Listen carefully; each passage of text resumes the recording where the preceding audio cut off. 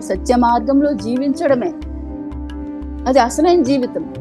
అసలైన జీవితం మీన్స్ స్పిరిచువాలిటీతో కలిసి జీవిస్తున్న జీవితం. సరికాని జీవితం అంటే స్పిరిచువాలిటీ లేదు అందులో. అది 50%. అది ఎప్పుడు పడిపోద్దో తెలియదు ఆ లైఫ్. అందుకేంటంటే స్పిరిచువాలిటీ అనేది 50%, ప్రాపంచికత ఏదైతే ఉందో అది 50%. 50-50.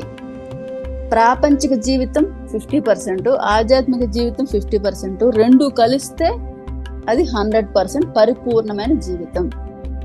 సో జీవితంలో ఆధ్యాత్మికత ఉంటే అది సంపూర్ణ జీవితం, పరిపూర్ణ జీవితం. మరి ఏదైతే పరిపూర్ణ జీవితం ఉంటుందో ఆ పరిపూర్ణ జీవితంలోనే ఆనందం ఉంటుంది, ఆరోగ్యం ఉంటుంది, ప్రశాంతత ఉంటుంది, జాయ్ ఉంటుంది, మొత్తానికి టోటల్గా సెలబ్రేషన్ ఉంటుంది.